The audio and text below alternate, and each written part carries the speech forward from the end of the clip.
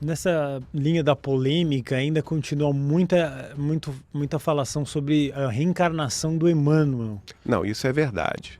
Sim, mas até veio um rapaz aqui, né, o nosso querido Guilherme Romano, muito bom, sobre filosofias indianas, e saiu nos jornais O Globo que ele seria, e ele mesmo desmentiu isso. Não seria, porque não tem a idade, não é? Ele é muito mais velho do que o Chico previu. O Chico falou conosco, aliás, ele começa a falar sobre a reencarnação do Emmanuel em 1973, então aqui em São Paulo, na TV Gazeta, com a Hebe Camargo. Ele é entrevistado, a gente tem o áudio dele contando para a Hebe Camargo. Ela foi a entrevistadora dele, que o Emmanuel havia falado com ele que ele estaria no final do século XX reencarnando para que eles continuassem o trabalho, né? Outras pessoas de Uberaba, como por exemplo o médico do Chico Xavier, deu esse testemunho, nós temos em vídeo, o Dr. Elias Barbosa. Eu próprio ouvi do Chico isso várias e várias vezes. O Chico falou comigo o seguinte, que o Emmanuel veio para continuar, só que ele reencarnou aqui no interior de São Paulo para ser médium de psicografia, e o Chico vai escrever através dele. E o trabalho deles vai durar até o ano 2100. Quer dizer que ele vai viver 100 anos, porque ele nasceu no ano 2000. Não é? E foram várias pessoas amigas, a família também de Araxá, que é a Sônia Barçante, por exemplo, que trabalhava com ele no Grupo Espírita da Prece. Um dia, no ano 2000, ele estava muito cansado na reunião, ele já tinha 90 anos, né? E logo depois da reunião ele se afastou, ele fechou o olho e foi para o mundo espiritual. A gente sabia disso, né? A gente respeitava, deixava ele. Daí um pouco ele volta eufórico, cheio de alegria, de vida. Mudou por completo. Acabou o cansaço. A Sônia Bastante contou isso, né, para nós. Aí ela, que estava do lado dele, ela não conteve a curiosidade. Falei assim, Chico, o que aconteceu? Que você mudou tanto, você estava tão cansado e você chegou tão alegre. E ele então fala com ela, não, porque eu fui até uma cidade do interior de São Paulo e vi o bebezinho Emmanuel reencarnado. Eu o vi já no berço. Por isso que a gente sabe que foi o ano 2000. Mas se for revelado essa pessoa... Ninguém sabe quem é. Aí vai ser um problemaço. Ninguém sabe quem é. Porque vai ficar uma fila na casa dele até... E eu acredito que ele até ele próprio talvez nem saiba que ele seja Emmanuel. É incrível isso. Né? Porque a gente não tem o esquecimento do passado. Eu tenho certeza, por exemplo, que o Chico a gente sabe que é o Allan Kardec reencarnado. Ele próprio falou conosco. Mas nos seus primeiros anos, ele não sabia. Ele vai, vamos dizer assim, tendo certeza disso ao longo do tempo, não é? Mas então o Emmanuel está vivo, tá carne e osso. Carne e osso, aqui em São Paulo, 22 com anos. 22 anos de idade. É um homem. É um homem.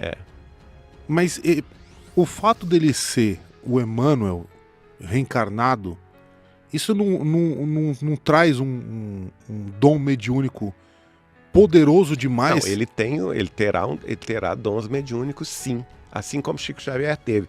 Mas note bem, o próprio Chico começou com 17. Mas ele era desconhecido até os 22. Ele só apareceu depois que ele publicou em junho de 1932, ele nasceu em abril de 1910. Então ele tinha 22 anos. Quando ele publicou o Parnaso de Além Túmulo, que foi o primeiro livro dele, com poetas brasileiros e portugueses de fama mundial, é que ele se tornou conhecido nacionalmente, da noite para o dia. A dona Sônia Bastante perguntou a ele, Chico, como que nós vamos saber quem ele é? E o Chico respondeu, pela obra. Quando que foi o pico de fama do Chico Xavier? Foi no Pinga Fogo? Pinga Fogo. Fogo. O Brasil realmente, assim, quem não Brasil, conhecia quem não conhecia passou a conhecer. Quem tinha preconceito contra ele ou contra o espiritismo, deixou de ter. Foi o pinga-fogo. Porque ele mostrou ali a face do espiritismo cristão. Ele foi o único que aceitou responder ao vivo qualquer tipo de pergunta, sem medo. Sem medo, respondeu pastor protestante, padre católico, filósofo, jornalista, pesquisadores da ciência, público, porque o programa foi ao vivo. Tem aquela história famosa que é contada no filme dos jornalistas franceses que tentaram... Não sei se não era. Eles fingiram que eram. Fingiram ser franceses. Mas era o Davi Nasser, que era editor da revista O Cruzeiro, né? E o Jean Manzon. O Jean Manzon tinha origem francesa, mas era carioca. E eles se fingiram, tem toda uma malandragem, foram a Pedro Leopoldo, falando a língua estrangeira, com intérprete, né, para enganar o Chico.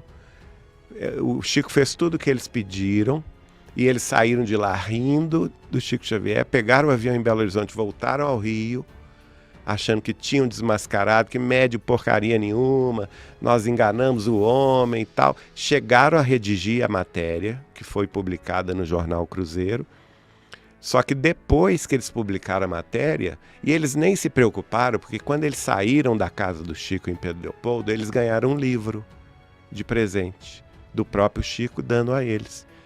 Né? Um livro devidamente autografado, mas fechado, de presente. E eles nem se preocuparam de abrir. Só que depois que a matéria, infelizmente, já tinha sido veiculada na revista O Cruzeiro, o Jean Manzon teve a curiosidade de abrir o livro para ler. Quando ele abriu o livro, a dedicatória estava em nome dele, Jean Manzon. Aí ele liga para o Davi Nasser. Davi, você já abriu o livro que o Chico Xavier nos deu?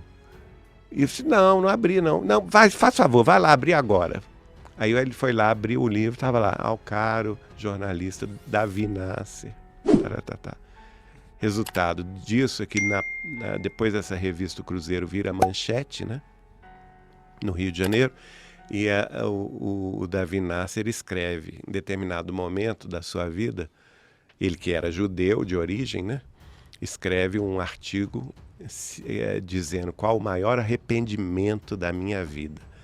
Ter tentado enganar Chico Xavier. E o Cruzeiro, para quem não conhece, acho que era a revista como se fosse a Veja hoje. Era maior, de maior circulação. Era a mais importante revista da história do Brasil na época. Que todo mundo lia. Todo mundo lia, era o semanal mais famoso. E eles, na revista, ridicularizaram o Chico. Né? Tentaram, né? Tentaram, mas não adiantou nada. Antes de encerrar, eu quero lembrar você de algo importante. Se você precisa de oração ou quer colocar o nome de alguém especial em nossas preces, escreva o nome aqui nos comentários. Todas as sextas-feiras fazemos nossa corrente de oração e levamos cada nome diante de Deus em nossas orações.